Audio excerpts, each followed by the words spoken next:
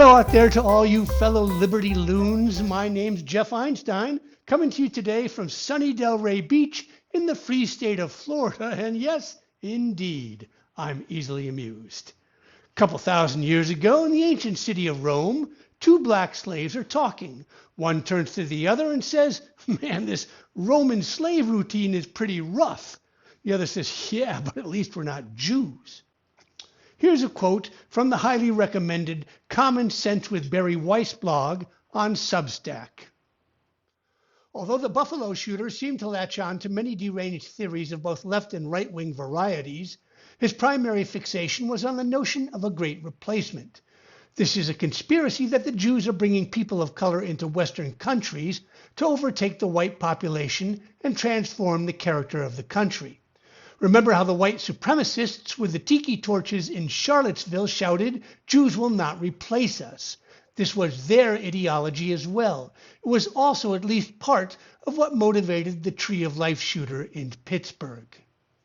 Of course, there's lots of shameful moralizing and blame going on in the still raw aftermath of the Buffalo shooting, but someone should point out that minus the Jewish angle, the Great Replacement theory isn't theory at all. It's fact. At least according to the Democratic Party.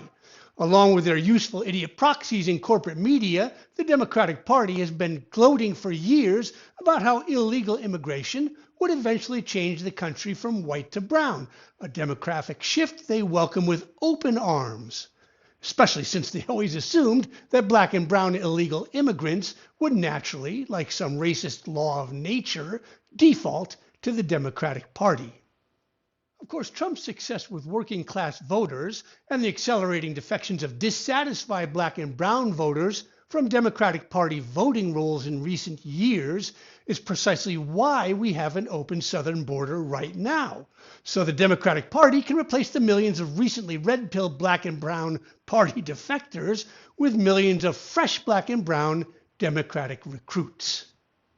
Reminds me of what my father, an FDR JFK party line Democrat, told me more than 45 years ago. As far as the Jews are concerned, he said, the right will kick us in the teeth, while the left will use us first, then kick us in the teeth. Seems more and more black and brown voters in this country are getting the same message with the same dental dynamic.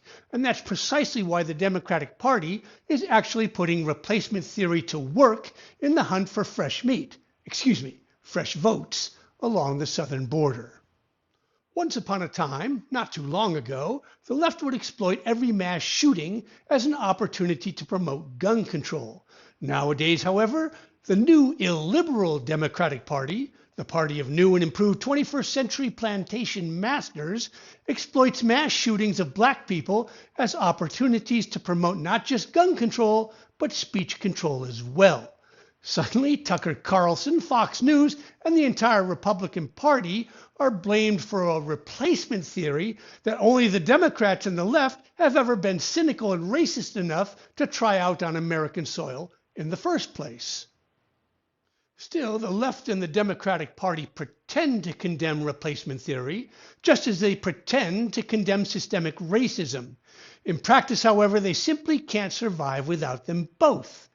In a nation where all ethnicities and races eventually wind up in the center-right basket of family values, freedom of religion, safe streets, and free speech, the Democratic Party simply can't survive without the intentionally applied systemic racism of replacement theory along the southern border, just as blue state governors and blue city mayors can't survive without the intentionally applied systemic racism of failing inner city schools and black-on-black crime.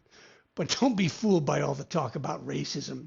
For the left and the Democratic Party, systemic racism and replacement theory are indispensable tools in a long protracted but still undeclared class war against middle class and poor people of all colors in the 21st century.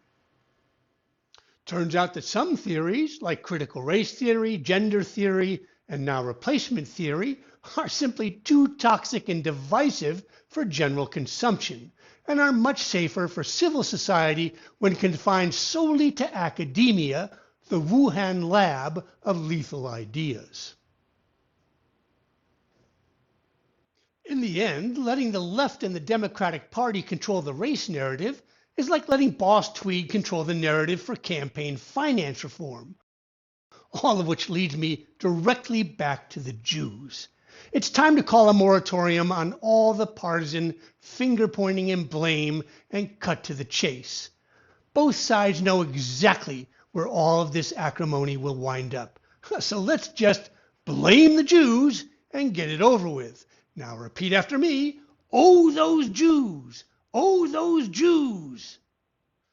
That's it for me, folks. Be sure to slap that subscribe button and tell me what you think in the comments below. Also, make sure you share this video with at least 200 of your closest friends and family. And remember, skepticism is our first civil obligation in a free society. Thanks for watching, and God's love to you.